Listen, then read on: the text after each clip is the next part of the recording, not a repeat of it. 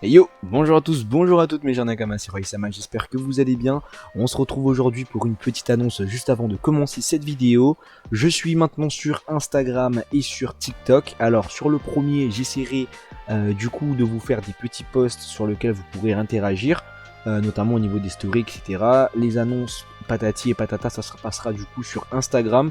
Ça sera aussi le réseau sur lequel je pense je serai le plus à même de vous répondre. Donc si vous voulez les discuter avec moi ou ce genre de choses, je vous invite à aller me suivre sur Instagram et sur TikTok. Je vais essayer de mettre en place, on va dire, des petites vidéos à but humoristique, donc des petits sketchs qui s'adaptent parfaitement au format TikTok. Je suis en train d'essayer de penser tout ça là. Du coup voilà, je vous invite à venir me suivre là-dessus. Cette idée a été proposée par l'un d'entre vous, donc ça a été proposé par... je vais t'appeler à cœur, hein, si ça ne te dérange pas, ça sera plus facile pour nous deux. Merci à toi d'avoir proposé cette idée, on va voir ce que ça donne. Et voilà, sur ce, bonne vidéo.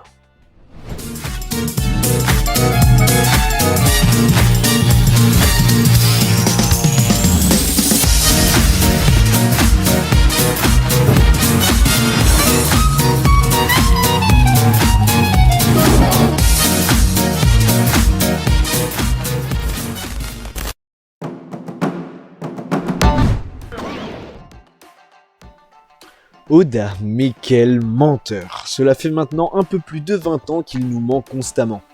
Je me sens trahi, y a pas d'autre mot, je me sens trahi. Aujourd'hui, nous allons parler du chapitre 1044 de One Piece. J'ai personnellement pas mal de choses à en dire et pas mal de craintes slash appréhension tant ce chapitre nous dévoile énormément de choses sur l'œuvre. Trêve de mondanité. Pour commencer, parlons de la cover. Et je me suis foiré lors de la review précédente. Niji et Yonji sont bel et bien toujours prisonniers et semblent encore plus dans la merde qu'avant. Effectivement, ils s'apprêtent tous deux à être disséqués par l'équipage de Big Mom. On voit d'ailleurs Oven, Brony ou encore Anana, la petite dernière de la famille Charlotte, qui semble s'accoutumer parfaitement au délire de cette famille, avec un couteau qui fait presque la moitié de sa taille. Leur but semble assez clair, découvrir les secrets de la technologie Germa 66. Cependant, même si on part du principe que Judge Reiju et Ichiji n'arriveraient pas à temps pour les délivrer, je ne pense pas que les Charlotte arriveront à tirer quelque chose de cette technologie. On l'a vu avec Queen, il faut être sacrément calé pour pouvoir la comprendre. C'est d'ailleurs pour ça qu'il se considère comme étant l'un des meilleurs scientifiques du monde, parce qu'il a réussi à s'approprier cette technologie sans avoir recours à tout ce que Judge a dû faire. Bref, je pense qu'on va surtout avoir droit lors des prochains chapitres à un petit sauvetage des familles, ou plutôt de la famille, de la part de Judge et compagnie. Après, il reste à voir comment ils s'échapperont définitivement de ce territoire. Parlons maintenant du chapitre en lui-même. Premièrement, j'aimerais qu'on parle de Hiyori et d'Orochi, notamment de la mort de ce dernier. Je vous le rappelle, Hiyori l'avait en partie neutralisé et il ne restait plus qu'à le tuer, chose qu'allait certainement faire la demoiselle malgré les flatteries douteuses du shogun imposteur. Mais c'est sans compter sur la bestiole de Kanjuro qui, cherchant à retourner auprès de son maître, finit par le brûler vif. Personnellement, j'aurais aimé voir Hiyori mettre un terme à son calvaire elle-même. Cependant, le fait que Orochi meure brûlé vif fait quand même un joli parallèle à la mort d'Oden. Justice a donc été rendue, j'ai envie de dire. Cependant, ce n'est pas là la chose la plus intéressante dans ce chapitre. Il reprend d'ailleurs directement là où on s'est quitté la dernière fois, avec un Luffy en train de se marrer. Il ne comprend pas comment il peut se relever alors qu'il a perdu, et dit même qu'il s'amuse bien.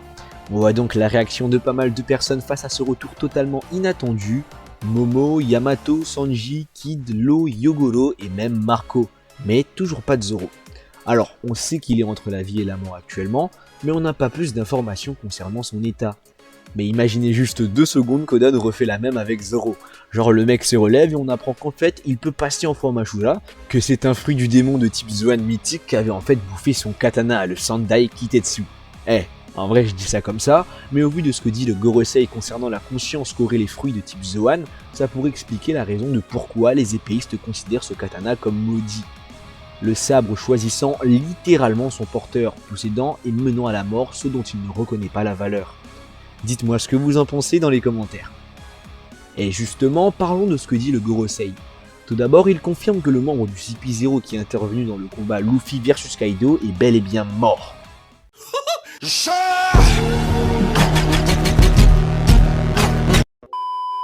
De plus, chose intéressante, bien qu'il semble craindre Kaido, il considère Luffy, ou plutôt son possible éveil en tant que Joy Boy, comme étant plus dangereux que l'empereur et son équipage. Et il donne ensuite l'une des grandes révélations de ce chapitre et de l'œuvre en général, le vrai nom du Gomu Gomu no Mi. Il s'agit donc du Ito Ito no Mi, fruit de type Zoan mythique modèle Nika. Et là, c'est extrêmement intéressant. Premièrement, car on apprend les spécificités de ce fruit. Son corps est tel le caoutchouc et il peut réaliser tout ce qui lui passe par la tête. Ainsi, on comprend maintenant pourquoi est-ce que Luffy était capable de générer du feu ou de l'électricité. Et je pense que le fait qu'il ne l'ait pas fait avant, c'est parce qu'il était persuadé de n'être qu'un homme caoutchouc.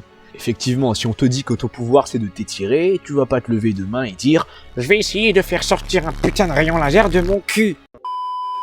Ça me semble logique. Et on apprend aussi que son éveil donnerait à son utilisateur encore plus de liberté quant à ce qu'il peut faire, faisant de ce fruit le plus ridicule qui soit, tant dans la forme que dans le fond.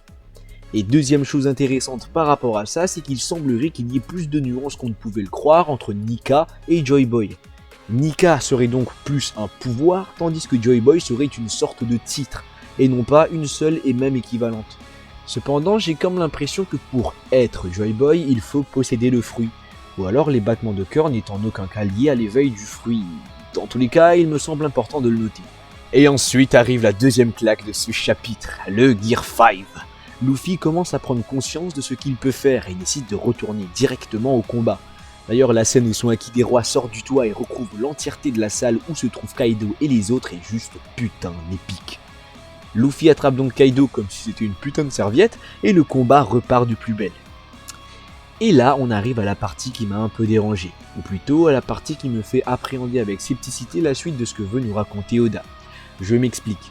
Déjà, je n'arrive pas à comprendre pourquoi est-ce que le gouvernement mondial n'est pas tombé sur Luffy plus tôt. Il semblait connaître la vérité sur le Gomu Gomu no Mi depuis très longtemps, alors pourquoi est-ce qu'ils n'ont pas envoyé le CP0 récupérer ce fruit dès lors qu'ils aient entendu qu'il y avait un pirate massacrant ses adversaires à coups de Gomu Gomu no machin truc. Après, ça peut peut-être s'expliquer par le fait qu'ils disent que le fruit semble les fuir. Mais de ce qu'on a vu pour l'instant concernant la réapparition des fruits du démon, mettre la main sur le fruit de quelqu'un qu'on vient de tuer ne semble pas si difficile que ça. Sauf si les fruits mythiques ne réapparaissent pas de la même façon. Auquel cas, ça ajouterait une plus-value quant au fait qu'on les qualifie de mythiques, justement. Après, j'ai l'impression qu'on va tomber dans le délire de Luffy et l'élu et ce qu'il va faire était destiné à arriver, comme je l'ai évoqué vite fait dans la dernière review. Alors certes, cette notion de destin a déjà été plus ou moins mise en avant par Oda, ne serait-ce que par Shirley, mais personnellement, ce n'est pas quelque chose qui m'enchante des masses. En fait, si vous voulez, j'ai vraiment cette impression de c'est beaucoup trop par rapport à Luffy. Et voilà que c'est un dit, et voilà qu'il hérite du chapeau de paille légendaire, et qu'il possède le Haki des rois, et voilà qu'en fait son fruit c'est le plus pété de tous. Ça semble un peu partir à l'encontre de ce que j'aimais avec ce personnage, le fait qu'il ne désire qu'une chose, vivre comme bon lui semble, et traversant diverses épreuves avec l'un des pouvoirs les plus éclatés de son œuvre. Et là, on se dirige totalement à l'opposé de ça, un mec prisonnier d'une destinée déjà tracée, réussissant à avancer car il a un pouvoir ultra cheaté. D'ailleurs, ce pouvoir aussi me pose un peu problème. S'il peut faire tout ce qu'il souhaite, qu'est-ce qui va justifier une défaite maintenant ? On le voit, il peut déformer son corps à volonté, et semble avoir la capacité de gummifier son environnement, voire même plus. Et vu comment Oda met tout ça en scène, j'ai vraiment l'impression que Luffy possède le Cartoon no Mi, fruit pouvant faire passer son détenteur et son environnement dans un monde à la Looney Tunes. Et j'ai vraiment peur de comment le côté absurde de ce fruit va être abordé. Enfin bref, j'espère avoir été clair là-dessus. Mais ce qui me rassure, c'est que déjà, Oda n'est pas parti dans le délire de Joy Boy est une entité à part entière, il va posséder le corps de Luffy, et ce ne sera donc pas Luffy qui va vaincre Kaido. Dernière chose intéressante, j'ai vraiment l'impression que les rôles de Kaido et Luffy ont totalement été inversés. Au début du combat, c'était Luffy qui était sérieux et se battait face à un adversaire ivre et totalement décalé, et là, c'est inversé. Vous l'aurez compris, ce chapitre agit comme un véritable élément charnier dans l'œuvre qui est One Piece. Plus rien ne sera plus jamais comme avant. Reste à voir si c'est pour le meilleur ou pour le pire, que ce soit pour les personnages de ce monde ou pour nous, simples lecteurs. Mais dans tous les cas, faisons confiance à Oda Sensei. Et voilà, c'est maintenant la fin de cette vidéo. J'espère en tout cas que celle-ci vous aura plu. Et si c'est le cas, vous savez quoi faire. Abonnement, partage, petit like. Et sur ce, c'était Roy Sama. On se dit à très bientôt. Jamais.